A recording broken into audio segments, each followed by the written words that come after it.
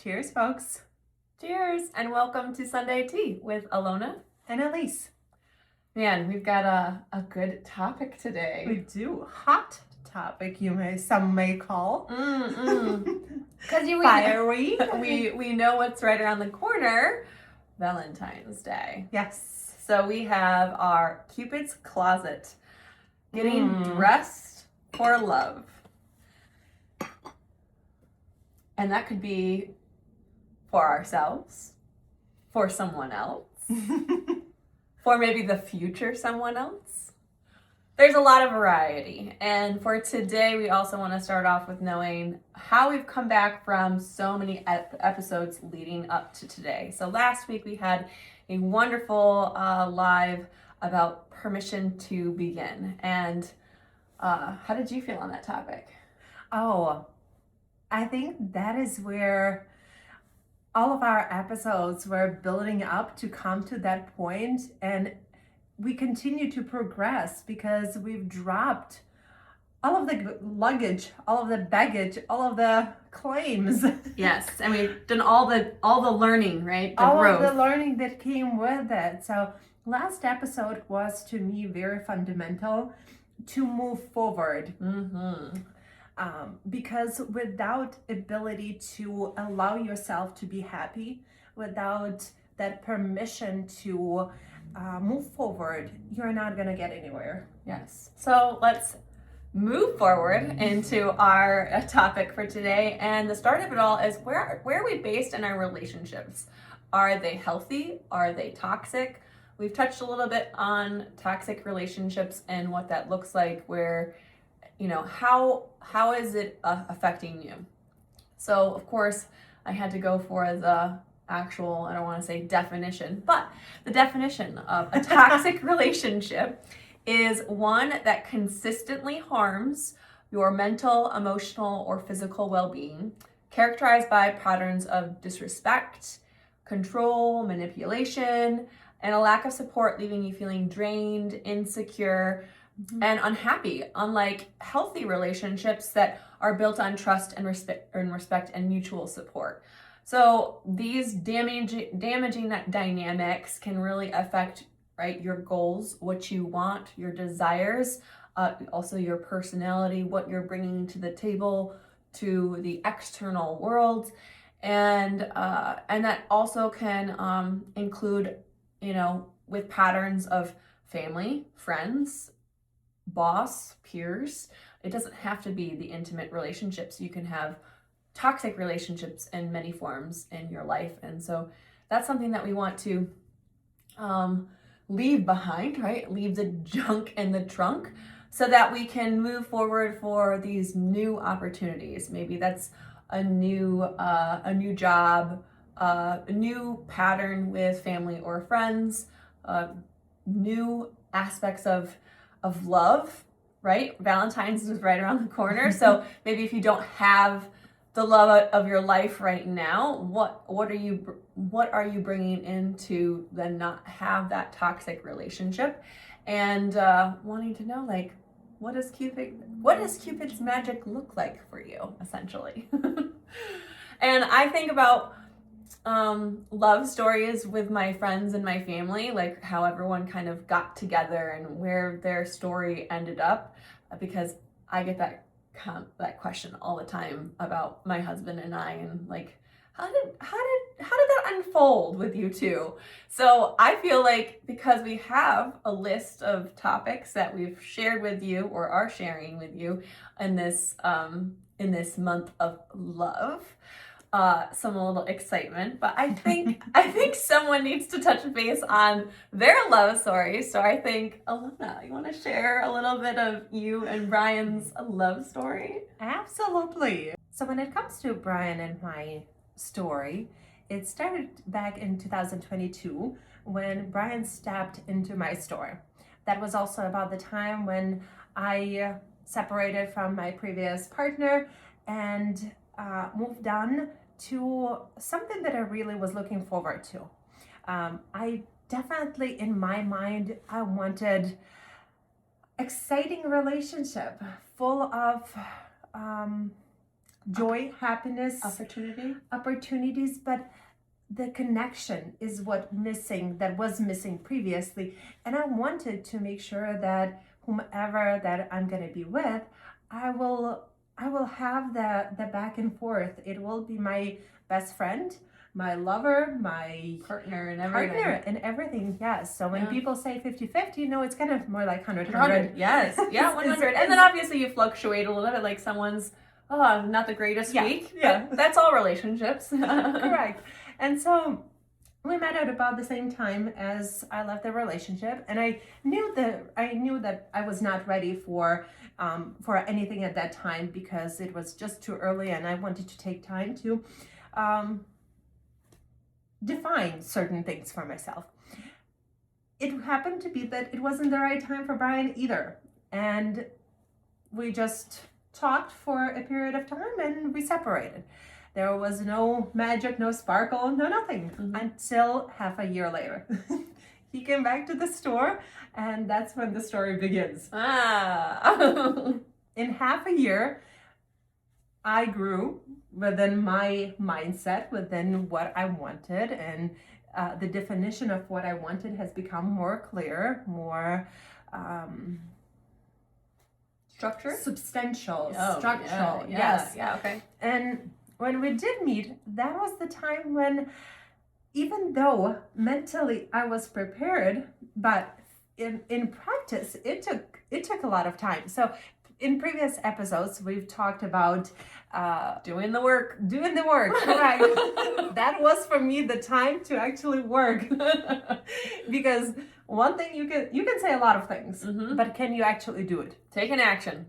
And when it came to that action, and that's the reason why I also wanted to share the story, is because it ties into that previous talks that we've all had. How sometimes it can be challenging to move forward. And sometimes we settle for so little that happiness and moving forward in life can be very hard. At comfortability. Yes. You know, we're used to comfortable. The very sad part is that, yes, we settle for so little and it's comfortable. That at that point when true happiness and joy becomes uncomfortable. And so I had to break all of my comfortability, all of my norms in order to actually get to the point where I wanted. And from the engagement, from the time that we got engaged, and by the way, Brian proposed 3 times at least to make sure that it's a definite yes. And not simple proposals. They were extravagant proposals. And I'll share the last one with you. But for me personally, it took a lot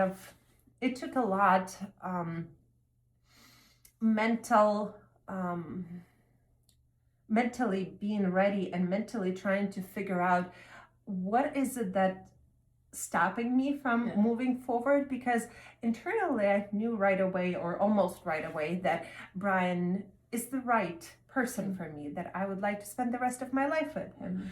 But then as it came to doing things, there was just such a big resistance. Because you're like, how I'm getting treated this well? This can't be real. Correct. No, this is just a joke.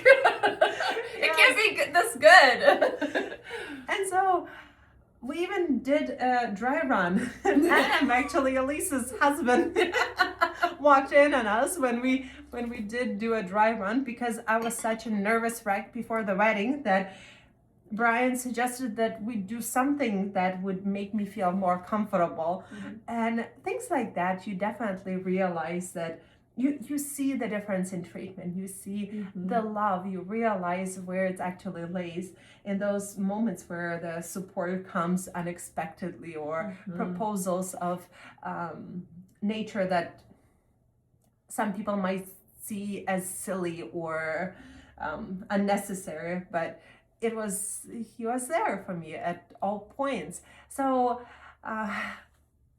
proposal itself, yes, we had a few of them. One happened at my store where I came to work and the entire store was covered in roses. I told Brian one time that when I was growing up in Ukraine, we had long stem roses over a meter long. And so he went over and beyond to get me over 100 roses, and then spread on top of that, Rose petals everywhere in the store. So no matter where you looked, every single shelf, all of the bottom or the floors, everything was just covered in petals. So romantic. It definitely was. Yes, love notes and things like that. And then another proposal was over at my friend's house, our friend's house, Super Bowl, over Super Bowl. And the final one was at Spring and Porter. Yeah. Yes, I actually wore the same outfit as I'm wearing right now.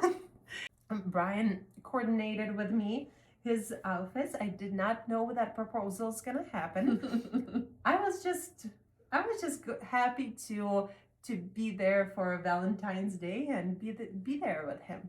But what happened was that he ordered or booked a booth. The booth yes, was the all decked corner. out. Yes.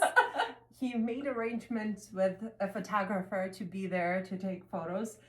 And on top of that, he brought more petals and spread it as we were sitting in a restaurant. He spread it throughout all of the tables, every person who was in a restaurant. Got a little sprinkle of love. Yes, It's so sweet. And from that point on, it was a blur, to be honest. I have a video. For regulation. You blacked out because there was too much love. But there was so much going on that truthfully, some parts I just don't remember. Yeah. I look at photos, I recognize it, I remember the moment, but to say like, yeah, everything was a little too much, but it was good. It was great. So when it comes to Cupid and how he works, apparently, just as a now my understanding is that if you've done your work, if you have dropped all of the baggage behind you and your heart is open for love, you do not you're not going to waste your time. It will be right there waiting for you. Because we met in October, we got engaged in February, and we got married in December. So less than a year.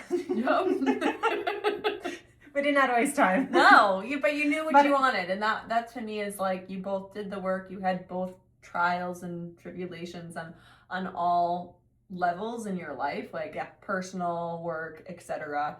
And I just know that when you go through so much like that you're evaluating everything. And so what we talked about in previous episodes, you did the thing, he did the thing, and then when you're both there at the same time, Cupid's magic happened, you're like, oh yeah, why aren't we saying yes? Of course we're saying yes. Correct. And I also love the fact that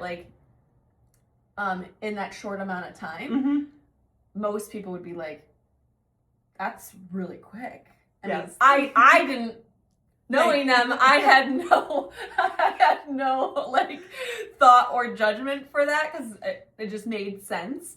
It was perfect match. But also when people have that judgment of, oh yeah, too soon. They're like, oh yeah, no influence. It didn't happen whatsoever. Yes.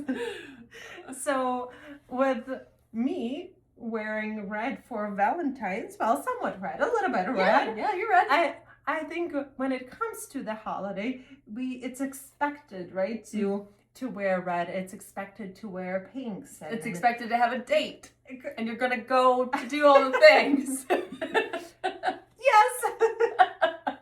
And you can still do that whether you have whether your Valentine is a male or female, meaning a friend. You can still do those things. Yeah. But it's also, I think, is fun to put on a color that you may not be wearing all the time, because I know that people shy away from bright reds, from brighter colors, but it brings that feeling of love. The attention. Yeah. Yeah. So let's talk about the colors that people wear on Valentine's Day. Yeah. Especially in the wardrobe department. So we'll talk about those 2025 fall and winter trends that coincide to Valentine's Day. We had the monochrome all red, or you could just accessorize with little hints of red. And we have some examples, like this lovely red belt accented in that gold, picado style. And then, of course, a clutch or a purse will be another great option. Followed by this purse, a larger option, much more to essentially, your takeaways for the day. Maybe a little business with a little party. For somebody with artistic style, can also enjoy a variety of colors, from deeper purples that are very in our winter style to, of course, the reds and blues and other options that it presents. And of course, in this winter season, you must keep cozy warm with maybe a little red scarf to accent maybe that jacket that just needs a little extra. And let's not forget accessories, jewelry.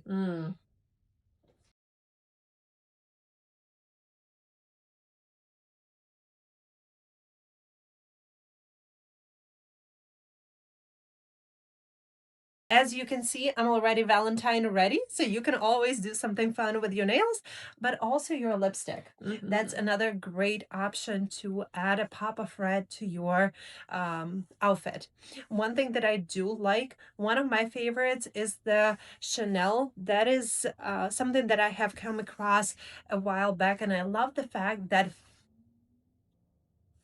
it does not smear. You can put it on your lips, it dries quickly, and it stays for a significant period of time without smearing. As an option, instead of accessorizing, you can actually pair your reds with classic neutrals. Go for off-whites, whites, of course black, and let's not forget the very trendy gray. From lighter colors to deep charcoal, those tones are popular and also making a great pairing with red. Let's take a look and see a couple pieces that we have pulled for you. We have an off-white skirt by our Turkish brand Gizia.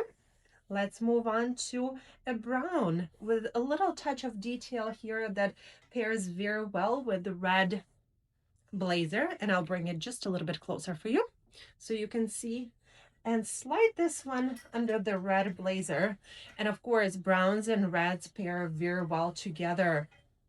As you can see, creates a beautiful contrast, and red pops. And of course, another Can't forget a bag. Can't forget one. Addition of pop of color. Or you can go for that bolder contrast, bringing in color like navy, teal, or darker or olive greens to really bring out that contrast of the red and different color tone. Harmonious colors also are for those who like the yellows, the browns, pinks, and metallics that include gold and silvers. We have quite a selection for you. The deeper red works very well with silver. And of course, my favorite are shorts. And you gotta sauce it up with, of course, a black belt with that lovely silver accent to tie it all together. And you can't forget about the purse.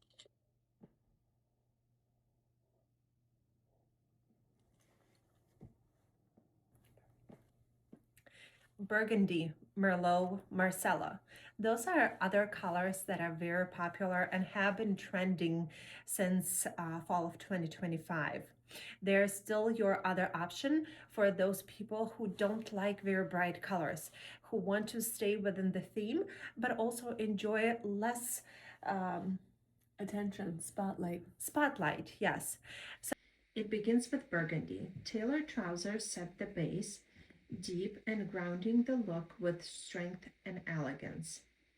A tailored jacket in earthy tones add depth and dimension, bringing the look to life.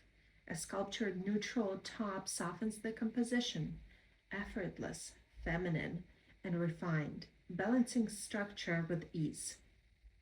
Sleek black heel ground the look. And of course, every blend needs a finishing note. Gold earrings and sculptural bag adds warmth, polish, and quiet allure. Like a fine wine, every element has its place. As we close today's Sunday tea, remember this: dressing for love starts with dressing for yourself. When what you wear feels intentional and true, confidence follows naturally. Cupid's Closet is about choosing pieces that support how you want to feel, whether you are celebrating love, friendship, or yourself. When your outfit feels right, everything else falls into place. Thank you for being here today. Thank you for choosing to spend Sundays with us. We hope you dress with intention and you feel free as you walk out the door.